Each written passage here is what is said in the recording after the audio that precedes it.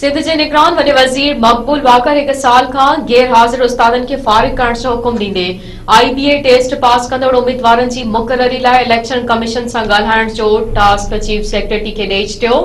निगरान वॾे वज़ीर जस्टिस रिटायर्ड मक़बूल वाकर जी सदारत हेठि स्कूल एजुकेशन जो इजलास थियो, जंहिंमें तालीम वारे वज़ीर Rana Hussain, chief secretary doctor Fakhar Alam, chairman PND Shakeel Mangrejo, Hasan Naqvi, secretary खजाना कासिम जतोई ऐं ॿियनि शिरकत कई। इजलास में निगरान वज़ीर आला स्कूल एजुकेशन जे हवाले सां ब्रीफिंग ॾिनी वई।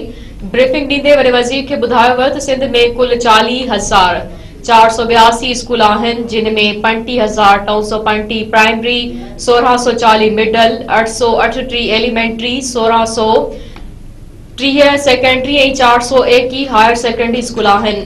ब्रीफिंग में ॿुधायो वियो त स्कूलनि में उस्तादनि जी हाज़िरी खे यकीनी बणाइण लाइ बायोमेट्रिक सिस्टम लॻायो वियो आहे।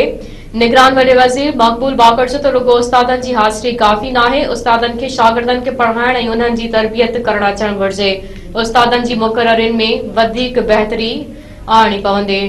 वज़ीर आला खे आगाही ॾींदे ॿुधायो वियो त स्कूलनि जी इमारतनि जी हालत ख़राब आहे। इमारत जी बहितर तामीर घणी क़दर नाक़स थियल आहे। 25,000 उस्ताद IBA टेस्ट पास करे चुका आहिनि, पर आम चूंडनि सबब उन्हनि जी मुक़ररी रोकी वई आहे।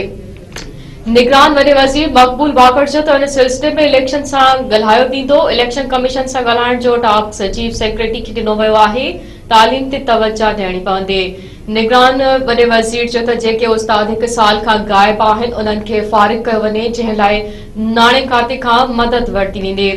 निगरान वॾे वज़ीर स्कूल में मंशियात जी रोकथाम लाइ क़दम खणण जी हिदायत कंदे चयो त प्राइवेट स्कूलनि में अहिड़ा मसइला रिपोर्ट थी रहिया आहिनि, उन्हनि जी रोकथाम करणी पवंदी।